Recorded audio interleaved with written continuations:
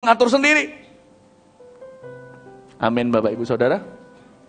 Karena setiap kali kita lagi happy, setan pasti lemparin setip ke kita dengan orang-orang yang menyela.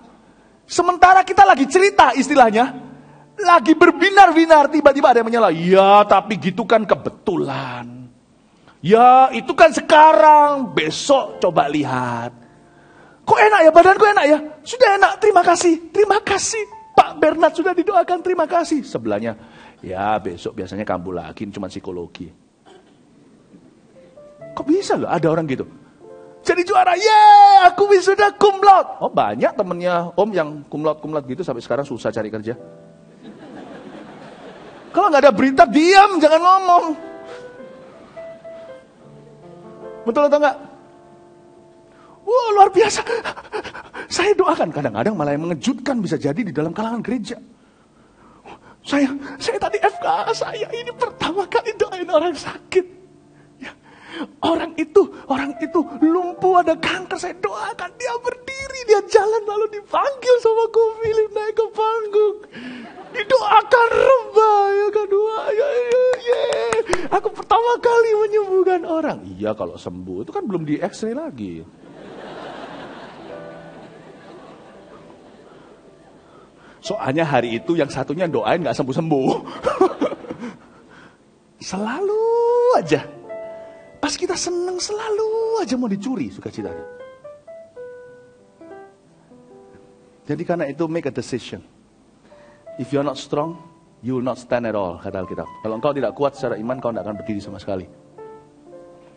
Jadi ini terjadinya begitu. Nah sekarang kita kembali lagi, kita lihat ya. Ayat keberapa ini sekarang? Ayat 6. Maka bersidanglah rasul-rasul dan penatua-penatua untuk membicarakan hal itu. Sesudah ini ya.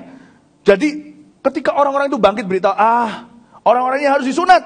Ayat 6, bersidanglah rasul-rasul dan penatua-penatua untuk membicarakan hal itu. Saya garis bawahi membicarakan hal itu. Cara penanganan konflik.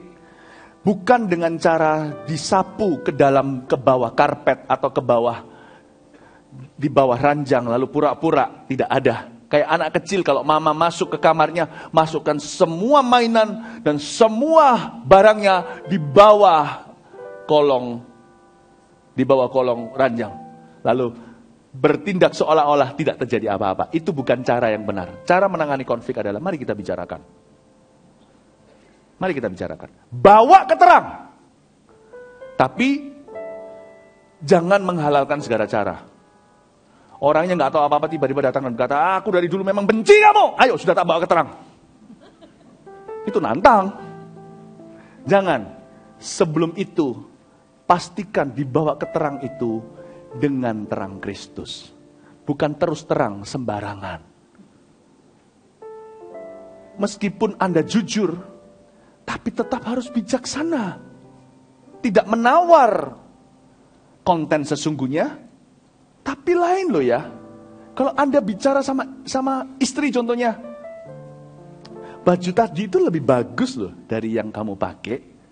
Itu lain lagi. Padahal kontennya sama, caranya beda. Baju ini kok jelek. Itu dua hal yang berbeda. Paham maksud saya?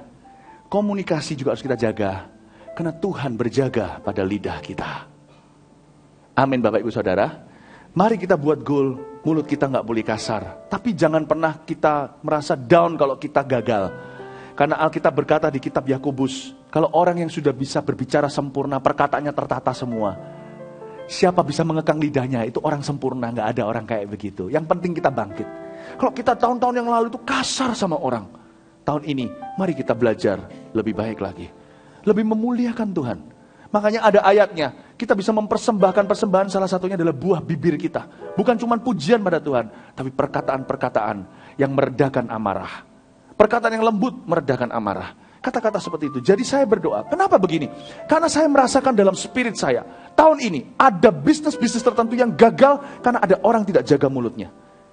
Tiba-tiba ada perkenanan yang diangkat dari orang tertentu sehingga tidak terjadi kesempatan. Bukan berarti kita menjilat, diperbolehkan. Tidak. Orang yang suka menjilat, orang lain pun tidak suka kok.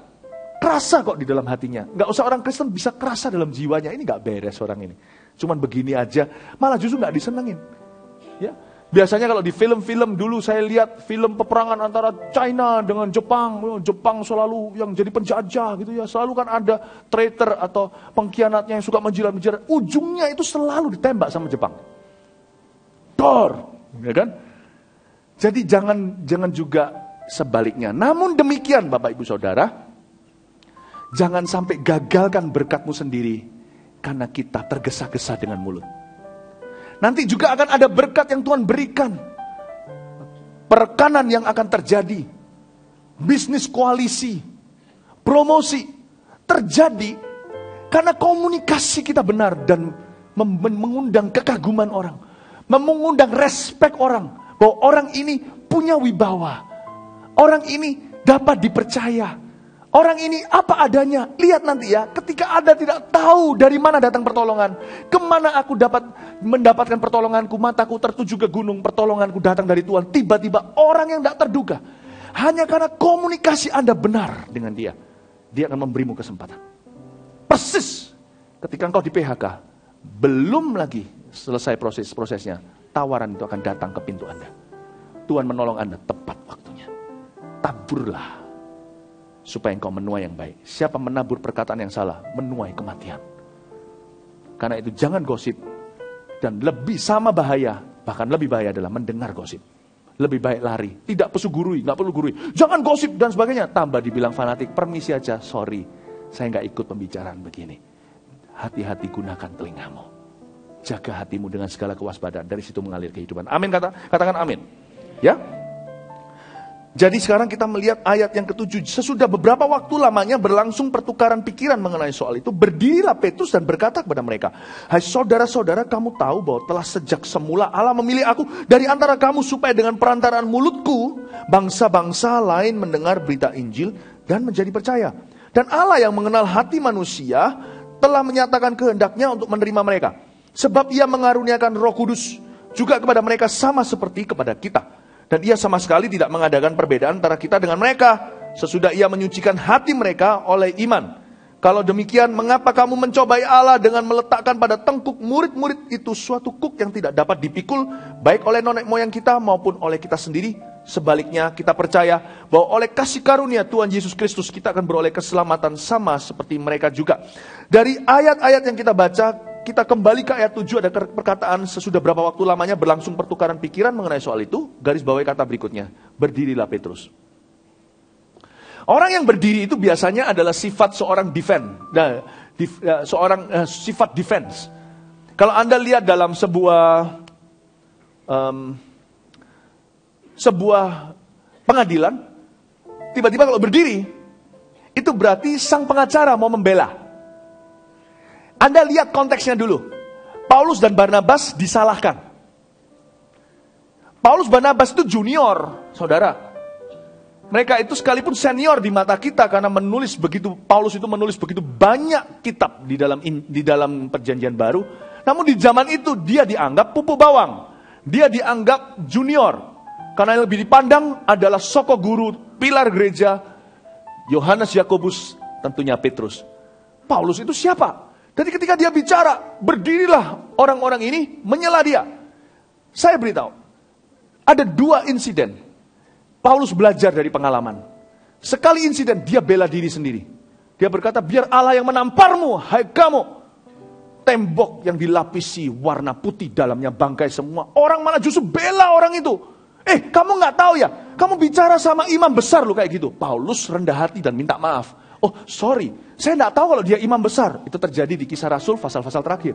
Ketika engkau membela diri, simpati justru pergi ke enemy. Jangan. Kalau Anda benar, percayalah, Allahmu mencari apa yang masa lalu, kata pengkhotbah. Tuhan itu mencari masa lalu, gini loh.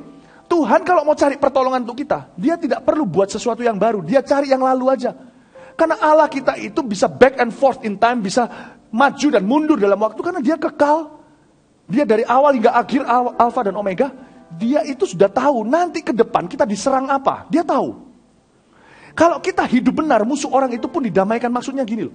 Dari sejak awal, Allah menyertai perjalanan kita dalam blueprintnya. Kita tinggal jalan terus di dalamnya. Allah sudah sediakan nanti ally kita, atau sudah sediakan kepada kita koalisi kita untuk masa datang. Saya sudah disediain hari ini pembela saya 10 tahun sekarang. Mungkin sekarang lagi ngalami sesuatu dengan Tuhan. Allahku sudah ada 10 tahun yang akan datang. Tapi tugas saya cuma jalan ke 10 tahun itu dalam rencananya. Allah sudah sediakan. Tahukah apa yang terjadi dengan Petrus? Seorang yang Yahudi totok. Dia mau makan bareng sama orang non-Yahudi aja gak boleh. Apalagi tinggal di rumahnya, apalagi datang. Tapi Tuhan sudah jauh-jauh hari siapkan pembela Paulus. Suatu hari si Petrus ini tinggal di seorang yang bernama Simon penyamak kulit. Lalu ketika dia sedang berdoa di atas soto rumah, turunlah karpet. Karpet terbang, hewan-hewan, dan ada suara berkata, sembelilah dan makan. Petrus berkata, saya gak pernah makan yang haram. Tuhan bilang, jangan bilang haram apa yang telah kuhalalkan. Tuhan siapkan untuk Paulus itu. Karena Petrus yang dihormati.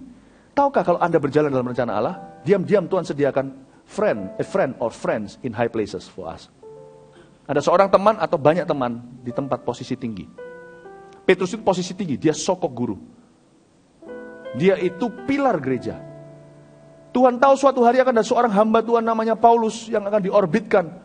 Misinya tidak boleh digagalkan. Tuhan siapkan dari sekarang. Padahal terus terang, Petrus itu membuka pintu. Cornelius pertama kali menerima Yesus itu dari orang Itali, bukan Yahudi. Tapi tahu nggak siapa yang mengembangkan pekerjaan itu sampai kemana-mana? Rasul Paulus, bukan Petrus.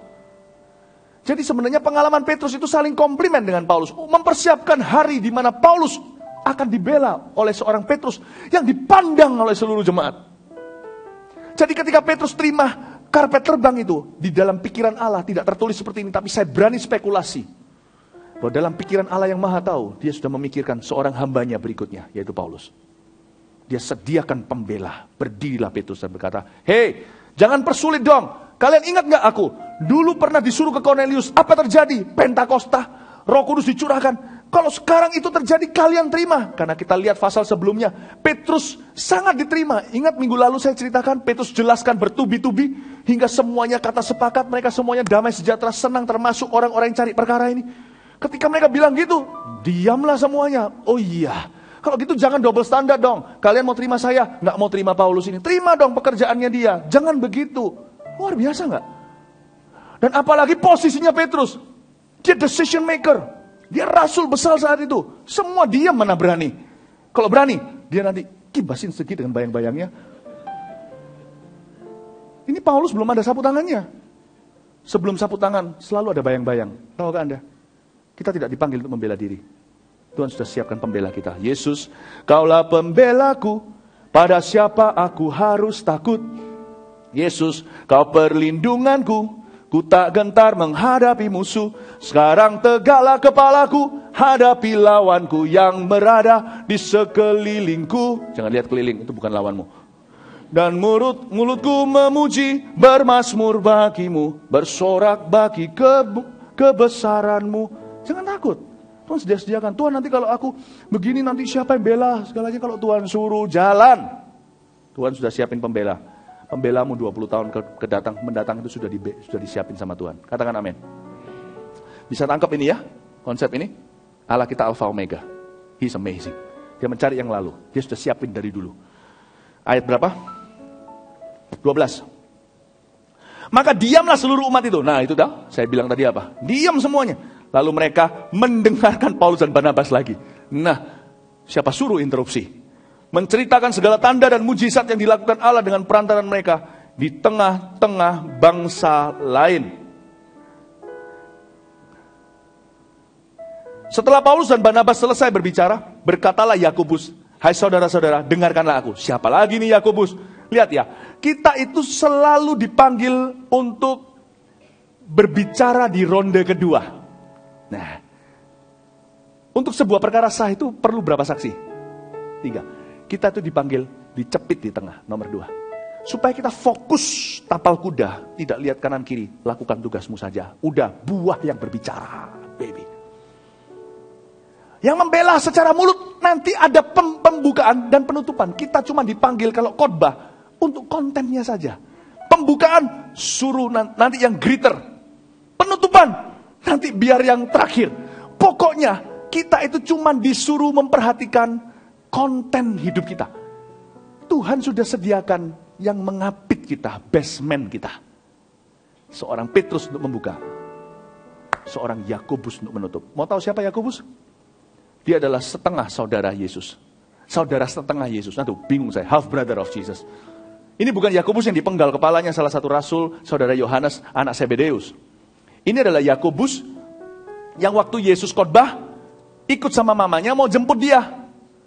Yang pada komentar, ini Yesus, saudara kami ini sudah betul-betul tidak waras di sini. Ditulis, pulang sama kita. Udah jangan beginian. Lalu habis itu Maria, lalu Yesus berkata apa? Siapa mamaku? Siapa saudaraku? Semua yang melakukan kehendak Allah. Dengan kata lain, dia tidak berkata tidak sama orang tuanya, dia jadikan pengajaran. Tuhan Yesus luar biasa. Ini juga saudara-saudaranya yang sama, saya nggak tahu apakah Yakobus atau bukan, yang waktu Yesus mau pergi ke acara Pondok Daun. Ketika dia berkata, barang siapa haus, minum dari aku, dari dalamnya akan keluar aliran kehidupan. Ini kan saudara-saudaranya yang kasih dia saran. Kalau engkau mau jadi seorang public figure, mesti ke Yerusalem sekarang. Yesus tegur mereka kembali. Adik-adiknya, sama mama, beda papa. Maria melahirkan hasil persetubuhan dengan Yusuf, muncullah saudara-saudaranya, salah satunya Yakobus. Tapi ayah Yesus adalah Bapa di sorga. Dan Yesus berkata apa pada waktu itu? Bagi kalian selalu ada waktu, tapi waktuku belum datang. Tapi diam-diam dia menyelinap dan pergi ke Yerusalem pula. Padahal Yesus itu ada di Kapernaum, di utara Israel. Dia turun ke bawah, selatan Israel. Yesus ke sana, diam-diam menyelinap. Lalu dia berkhotbah ketika di perayaan Pondok Daun, di mana ketika semua orang Yahudi ada di sana, dia berkata, kemarilah yang haus, aku memberimu minum. Luar biasa ya. Ini Yakobus. Ini orang dipilih untuk ngapit Paulus di bagian ekornya. Karena orang ini sangat dihormati di dalam gereja maupun di luar. Karena itu kalau Anda baca di ayat ini, dia pertama kali muncul, tidak ada profil apa-apa. Orang kalau terkenal itu memang gak perlu kasih profil gitulah istilahnya. Di BB-nya gak perlu kasih gambar, hitam gitu aja orang sudah tahu itu siapa. Ini orang udah dikenal, dia direspek. Mau tahu kenapa? Karena orang ini dihormati oleh orang-orang Yahudi yang sudah kenal Tuhan maupun yang tidak. Karena orang ini bukan cuma membantu orang miskin, orang ini direspek sekali. Ketika Yahudi ada gerakan-gerakan untuk doa segalanya, dia datang di jam-jam doanya seperti saudara kita kaum muslimin. Itu doanya itu berjam. Ada jam-jamnya orang Yahudi, dia tuh selalu datang doa, tapi ketika dia doa syafaat untuk bangsanya. Dan dia dihormati bukan karena hubungan darahnya dengan Yesus, tapi dia dihormati karena karakternya. Karena itu ketika pada tahun 62 dia dibunuh, menjadi martir dengan dilempari batu seperti Stefanus, semua orang Yahudi yang gak kenal Tuhan juga ikut marah. Marah, kenapa dia dibunuh? Dia aset buat bangsa kami.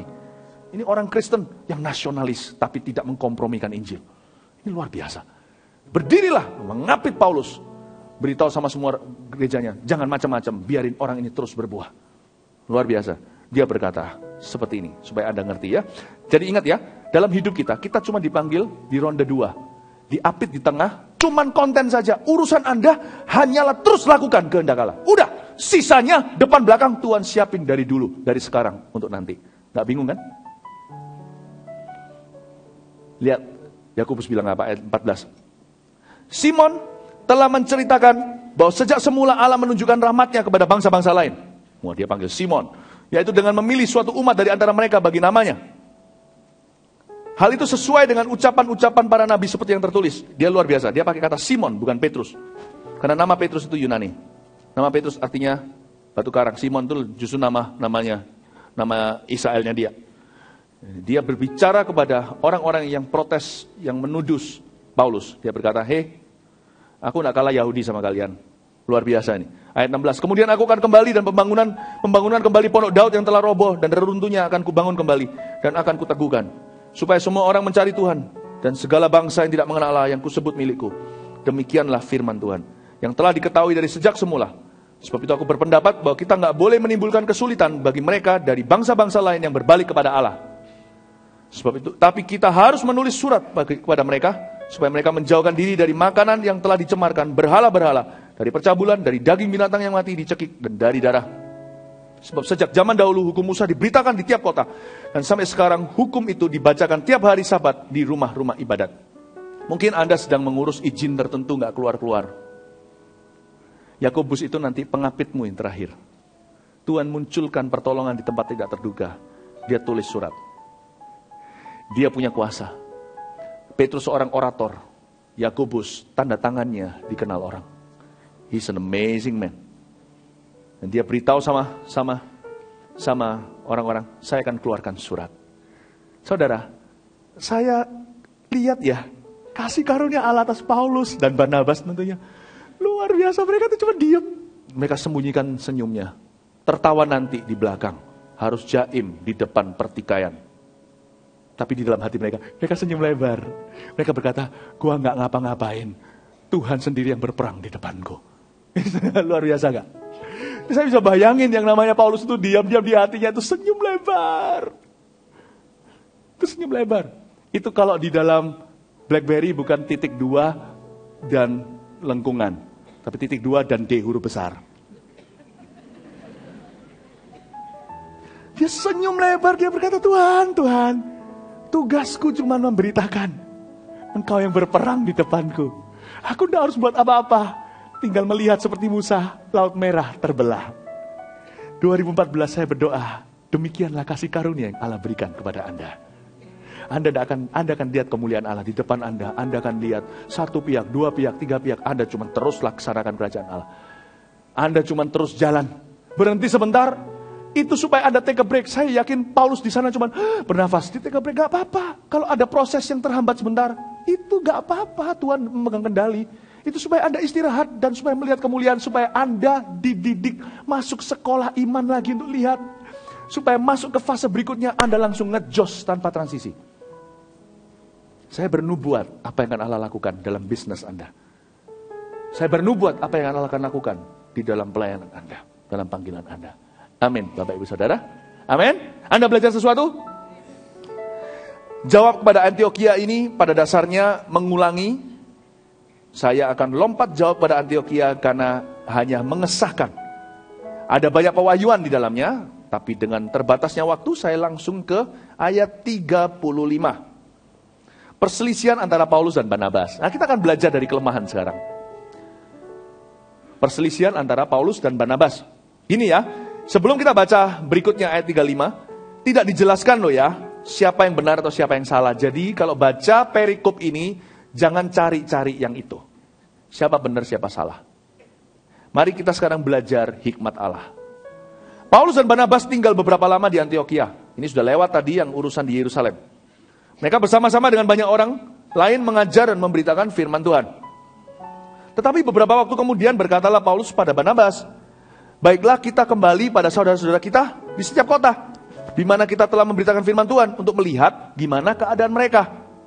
Ayat 37, permulaan masalah. Di sini ada perbedaan yang cukup tajam. Barnabas ingin bawa juga Yohanes yang disebut Markus, atau cousin-nya, sepupunya. Tapi Paulus dengan tegas berkata bahwa tidak baik membawa serta orang yang telah meninggalkan mereka di Pamfilia dan tidak mau turut bekerja bersama-sama dengan mereka. Oke. Di sini ada 2 tipe orang. Barnabas people oriented. Paulus task oriented. Barnabas itu orangnya people sekali. Apa ya people oriented? Orang yang gimana nih bahasa Indonesianya? Bukannya saya Inggrisnya terlalu hebat tapi Indonesianya yang kurang. Apa itu people oriented? How do you say it?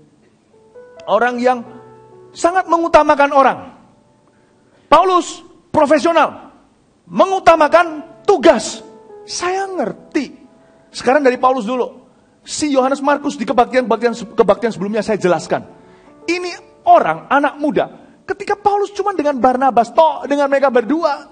Pas lagi ada Yohanes Markus. Dia itu yang ngatur segala sesuatu. Dibantu sehingga Paulus tuh bebas gak bekerja tenda. Karena Yohanes Markus jadi asisten mereka berdua. Ngatur ini, telepon, booking aula di universitas tersebut ketika Paulus mau menjangkau ke sana, yang atur semuanya. Tiba-tiba entah kenapa si Yohanes Markus meninggalkan mereka. kemungkinan dari 3 kemungkinan. Salah satunya adalah homesick. Dia kangen rumah. Mau pulang Loh, Paulus bilang, jangan begitu. Kamu pulang sekarang, siapa yang atur semuanya ini? Jadi, Paulus bisa mengerti tindakan Yohanes Markus sangat kekanak-kanakan dan merugikan, bukan main. Itu berarti segala misi harus terhambat. Slow down. Dan bagi Paulus, kalkulasinya jalan, itu berapa jiwa yang akan binasa. Dan dia itu tahu betapa daruratnya Injil itu. Kemungkinan kedua adalah selain homesick adalah dia mungkin melihat terjadi shift pertukaran kepemimpinan. Dulu dia di bawah komando Barnabas, tapi ada satu waktu Alkitab di Kisah Para Rasul mengubah ejaan dari tatanannya diubah. Biasanya Barnabas dan Paulus sekarang berubah tiba-tiba jadi Paulus dan Barnabas. Bahkan pertama kali Barnabas pun tidak disebut, Paulus dan kawan-kawannya. Terjadi perubahan dominan. Sehingga Barnabas lihat, loh kok bukan cousinku. Dia kekanak-kanakan, ada agenda pribadi. Ya bukan agenda pribadi ya, cuman preferensi aja. Harusnya kokoku, kok sekarang malah Paulus. Mungkin bisa itu isu hatinya. Tapi bisa jadi satu lagi, mereka naik di Galatia, di Pisidia. Itu 3.600 kaki di atas permukaan laut. Bisa jadi si ini takut ketinggian. Nanti kalau ke sana, nanti gimana kalau aku mimisan? Nanti ke sana gimana kalau dingin? Aku nggak tahan, sinusitis. Bagi Paulus, lu kurang iman. Percaya dong dalam misi. Racun maut aja nggak membunuh kok. Apalagi cuma hawa dingin. Jadi saya bisa ngerti ya posisi Paulus. Tapi Barnabas lain. Lus, aku percaya. Yohanes Markus ini pasti dipakai luar biasa. Saya tunjukkan, Tuhan punya hikmatnya. Ini bukan idealnya. Harusnya mereka tidak pisah. Tapi ini bukan idealnya. Tapi meskipun demikian, Allah tidak pernah kalah. Allah bisa membuat sesuatu yang indah. Saya tunjukkan sekarang di ayat 39. Ya. Hal itu menimbulkan perselisihan yang tajam sehingga mereka berpisah dan Barnabas membawa Markus juga sertanya berlayar ke Siprus. Tetapi Paulus memilih Silas dan sudah diserahkan oleh saudara-saudara itu kepada kasih karunia Tuhan. Berangkatlah ia mengelilingi Syria dan Kilikia sambil meneguhkan jemaat-jemaat di situ. Ayat 39 perhatikan, menimbulkan perselisihan yang tajam. Kata perselisihan yang tajam saya bahkan garis bawahi di sini. Akhirnya mereka tidak bisa ketemu.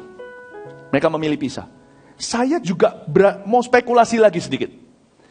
Mungkin nggak ada personal feelings atau ada perasaan pribadi. Anda lihat, suatu hari mereka pernah pergi ke Galatia, munculkan di layar saja. Galatia pasal berapa tadi saya catat? 2 ayat 13. Munculin di sini. Galatia 2:13. Dan orang-orang Yahudi yang lain pun turut berlaku munafik dengan dia. Ini waktu di Galatia. Ini perkataan Paulus ya. Sehingga Barnabas sendiri turut terseret oleh kemunafikan mereka. Terseret sama Petrus. Waktu itu Petrus ada di Galatia. Gini loh ceritanya. Waktu itu mereka lagi makan bersama. Tiba-tiba di Galatia ada orang-orang non-Yahudi yang sudah jadi Kristen duduk sama-sama kayak di film-film ABG gitu. Mereka pindah dari meja kantin itu ke meja berikutnya karena takut nanti dikatain orang. Kok aku duduk? Kita mungkin kalau lagi makan ngobrol sama satu orang, duduk sama seorang pelacur pasti dikatain masyarakat. Duduk sama seorang penyamun, pasti penjahat pasti dibilang, "Ih, kok duduk sama-sama Yesus saja duduk sama orang berdosa sudah disebut sebagai sahabat orang berdosa." Petrus gak mau, nih orang Yahudi sensitif sekali. Gak percaya, pergi Israel ya, bawa kecap. Masuk ke satu restoran yang tulisannya kosher atau halal. Ambil itu kecap, buka itu kecap. Orang Indonesia kan suka sambal. Keluarin sambalnya, nanti taplaknya juga dibuang sama orangnya. Sambil kita juga diusir keluar. Sensitif banget. Itu cuman barang. Ini orang sama orang non-Yahudi. Gak boleh bersama-sama. Jadi Petrus minggir, Barnabas ikut terseret. Paulus langsung berdiri, tegur mereka di semua orang. Karena ini anak-anaknya dia. Dia sayang, dia lihat gimana kasih karunia Allah bagi orang-orang tak bersunat ini. Dia tahu sayangnya Bapa buat mereka. Dia berdiri tegur di muka umum. Kamu, Petrus, dia gak kasar sih. Orang ini berwibawa baik, tapi kalau menurut saya spekulasi begini. Perselisihan yang tajam itu gak cuma sekedar Yohanes Markus. Menurut saya ada personal feeling. Di mana si Barnabas sudah agak sensitif. Dan si Paulus memang kurang hati-hati. Jadi ada personal feeling. Ketika ini dipicu kembali, tidak bisa selesai. Luar biasa. Saudara seiman, di dalam bisnis keluarga atau apa, ada orang yang cocok sama kita, ada yang kurang. Kalau sudah ada sejarah, justru Anda dan saya harus jaga lebih hati-hati lagi. Justru kita harus punya visi persatuan itu lebih penting daripada perbedaan. Anda harus bisa melihat the common good, the greater good, kebaikan yang lebih luas dan lebih besar. Ini bisa jadi menantu dan mertua, seperti kucing dan anjing melulu. Kalau Anda lakukan itu terus, pernikahan Anda juga akan dia dalam ambang bahaya. Dan anak Anda juga tidak akan sehat berdiri, dibesarkan di dalam kondisi yang seperti itu. Ini bisa juga antara rekan kerja dengan bos segalanya. Saudara, perasaan Anda dan saya bukan segalanya. Belajar di Paulus dan Barnabas, belajar untuk mawas hati. Amin Bapak Ibu. Amin. Jadi menurut saya itu begitu. Saya spekulasi ada feeling itu sudah. Harusnya Paulus negurnya lebih hati-hati. Barnabas juga jangan terlalu peka.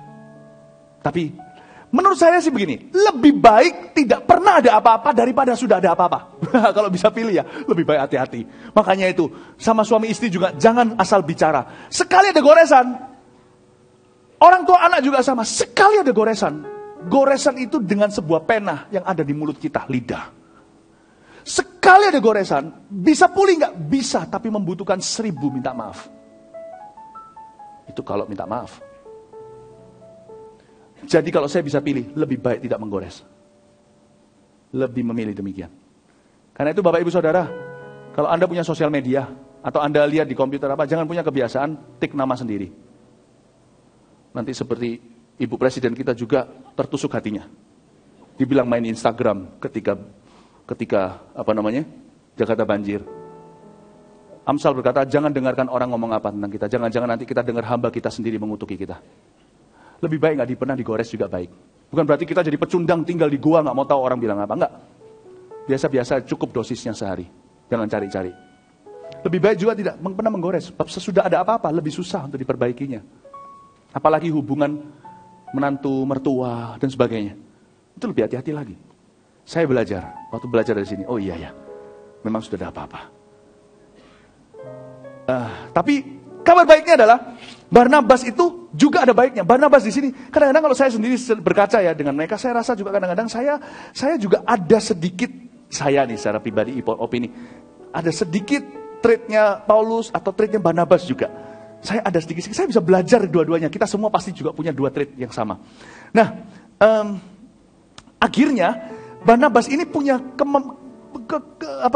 komitmen yang kuat sekali. Dia berkata, aku percaya sama Markus. Nih, saya kasih sedikit info ya. Akhirnya Yohanes Markus menjadi lebih berguna dan menjadi orang besar beneran. Jadi Tuhan juga sayang Barnabas luar biasa. Yohanes Markus ini menjadi penulis salah satu dari 4 Injil di Perjanjian Baru. Dan dia menjadi PA, personal asistennya, asisten pribadi Rasul besar saat itu, Rasul Petrus. Ada ditulis, tidak usah dibuka, 1 Petrus 5 ayat 13. Nyalain cepat aja, nggak apa-apa. Salam kepada kamu sekalian dari kawanmu yang terpilih yang di Babylon. Dan juga dari Markus anakku. Wow, akhirnya dia jadi asisten pribadinya Petrus. Juga thanks to Barnabas. Lalu terakhir juga menurut sejarah tidak ada di Alkitab, Markus adalah misionaris pertama ke negara Mesir. Kalau Anda ke Mesir sekarang, apalagi ada yang namanya gereja sampah, bukan gereja di tempat pembuangan sampah, itu puluhan ribu orang. Itu benih pertamanya Yohanes Markus. Dan terakhir, saya mau tutup dengan ini.